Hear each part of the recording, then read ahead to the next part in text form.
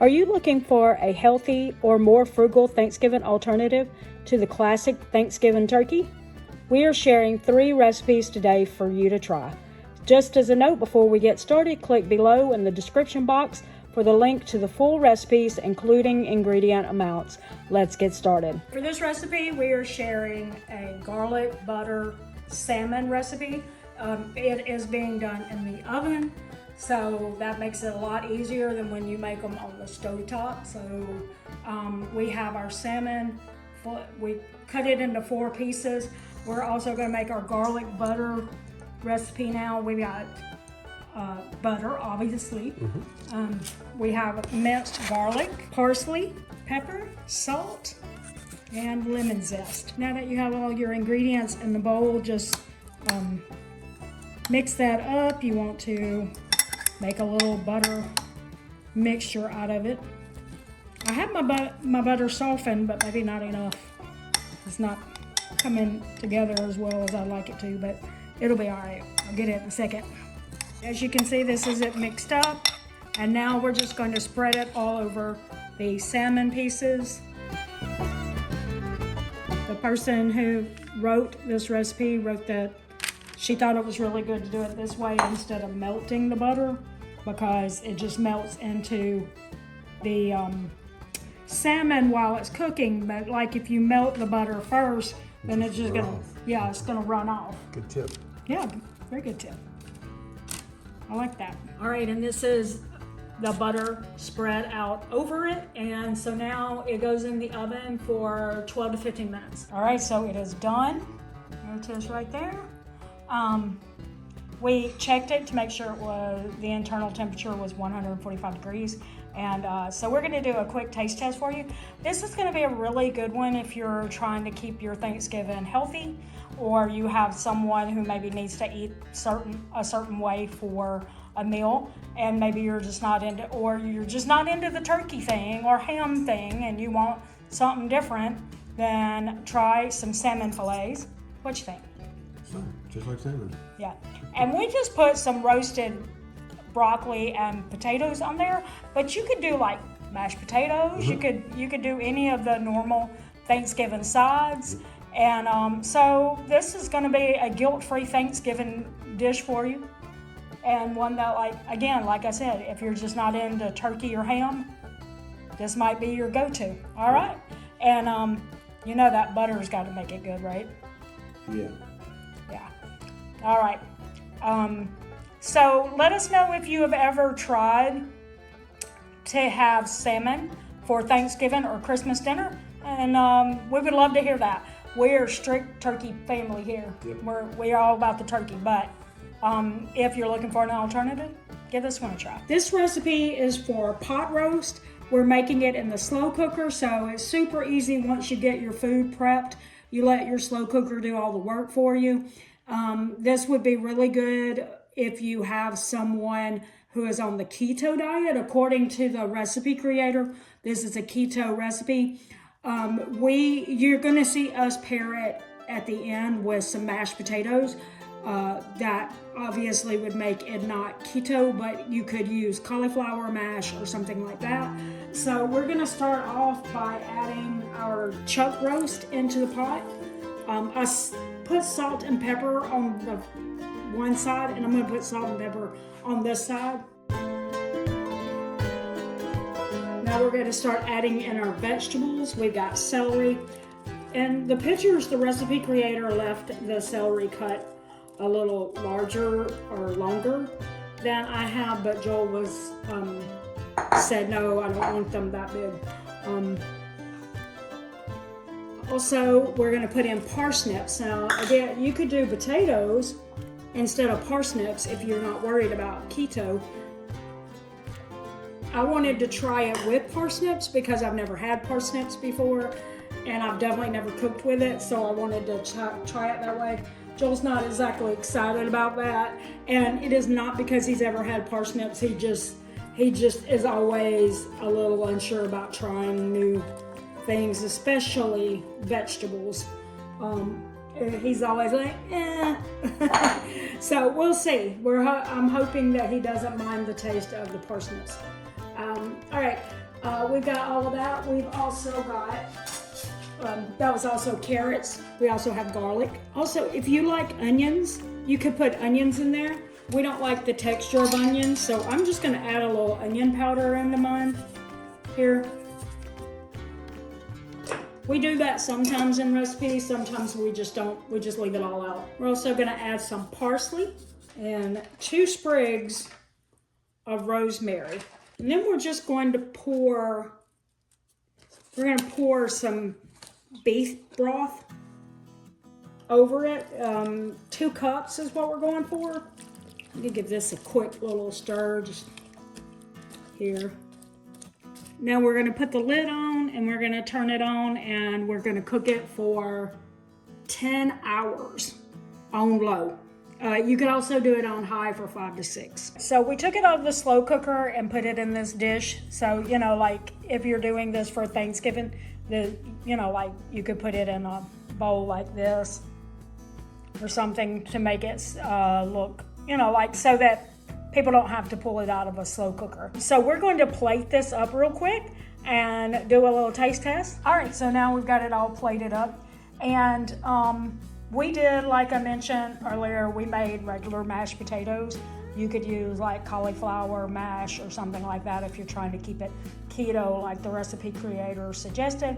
Also, she did not suggest thickening the little gravy because she's trying to keep it keto, but she said you could use xanthan gum if you wanted to do that. We don't have xanthan gum and I'm not interested in that. If I was going to thicken it, I would just use some cornstarch and make a slurry or something like that to thicken it. But yeah, so we're gonna do a quick little taste test of this. Now we have shared on the channel before how to make a roast that's like uses brown gravy mix and onion soup mix. That would not be keto, and so it'd be a little different and might not be, I don't know, as cute as this recipe is in like the pot, because when you make that recipe, the roast absolutely falls apart. If you're looking for it to look cute on the plate, then this might be a better recipe. But if you're not worried about that, then check out the other one if you're not keto. Because yeah, there's some things in the powder, like the brown gravy mix or the onion soup mix, that's probably not keto. So anyway, yeah. I think it was pretty good. What do you think, Joel? Yeah, it was good. All right, one more recipe. So our final recipe is going to be to roast a whole chicken instead of a turkey. And you might say, well, that's going to taste pretty similar. It is, but it is smaller. So if you're not feeding as many people, you could get away with doing a whole chicken. You could still make all those great Thanksgiving side dishes and some desserts, but save money on the actual turkey by getting the chicken instead. And so that is the option here. And you also will be able to cook this a lot faster than a turkey. Turkeys usually take, close to 4 hours, I think. But a chicken you could do a whole chicken for 2 hours, or if you spatchcock the chicken, then you can actually cook it even faster, like just a little over an hour is what it usually takes us. We have shown this before. We will link recipes down in the description of how to spatchcock a chicken, but this is the idea. You put some oil and chicken broth and maybe some garlic that you smashed down in the chicken broth and oil mixture, and then you put your chicken on top of it. Be sure to take a towel and pat down your chicken so that it's dry as possible. A few other tips to make sure that you get a crispy skin is to make sure that you pull that out of the wrapping that it comes in, the packaging, and then set it back in the refrigerator opened. And the refrigerator air actually will help crisp the skin more. And then, like I said, bring it out and let it set out for about 10 or 15 minutes while you're preparing the oven. That also helps. And then also, like you saw, pat dry as well. I do have my oven preheating to 450. You could do a little higher than that if you wanted to, but that is what we normally do.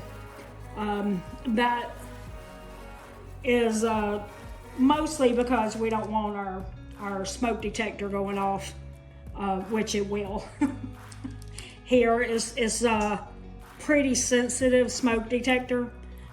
If we cook anything above like 450 degrees, if we go like 500, it usually goes off. So that's just the way it is sometimes. Anyway, I just put a little butter underneath the skin. You will put it underneath the skin so that the butter will get down into the actual chicken. It helps, make that chicken part, not the skin, a little juicier. Then you put a little more butter on top so that it melts into the skin. If you can see, I just pressing it out a little bit. Again, if you look in the description, I'll have it linked so that you can see how to spatchcock a chicken. I didn't like how to cut the bone out of it, because you want to be sure that you do it carefully, but you're basically just cutting the backbone out of it. It's not super complicated, but make sure that you're doing it right. Okay, so I'm going to wash my hands and I'll show you the next thing. Next thing, I'm just going to sprinkle some salt on it and some black pepper. I am going to add some more seasoning later, closer to the end of the cooking time, like some chili powder, paprika, stuff like that. And I'll do that when it's about 30 minutes left. I don't want that to burn on top of the skin while it's cooking or baking, because then your skin will be burnt. So I'm going to wait until it's a little bit closer to being done. While I'm doing this, I will be preparing some like potatoes and broccoli and stuff like that.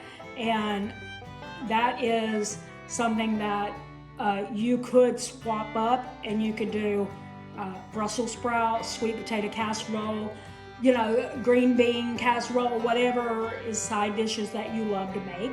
But this would be the main entree of it, or the main protein. So I'm gonna get this in the oven, set it for the 30 minutes, and then I'm gonna add my potatoes and broccoli, and then we'll go from there. But like I said, swap it out for any Thanksgiving Day side dishes that you like to have, and this way it'll give that Thanksgiving Day meal feeling to you without having to spend the money on the full turkey. All right, so our chicken is done. As you can see, Joel has already started cutting into it. Here we go. Look at that skin. We're gonna plate this up real quick and show it to you, but, well, actually I don't have to do that. You'll see. Chicken right there. Broccoli, potatoes, nice little golden color there. And I did some sweet potatoes for myself, which you could do that as well. You could do a sweet potato, a baked sweet potato, whatever. But like I said earlier, make some Thanksgiving sides and your chicken, and you'll have a good meal that, like, especially if you're like just like maybe 2, 3, 4 people, something like that, this would be perfect. You do not have to do the whole turkey thing if you don't have the money for one. Just get yourself the chicken. We hope that you enjoyed today's recipes and would love to know if you plan to try one of them. If you found value in this video, please consider liking, sharing, subscribing, and hyping our video to help us in the algorithm. And until the next video, we want to thank you for watching. Remember, it's a long run. Give yourself a little grace. Happy Thanksgiving!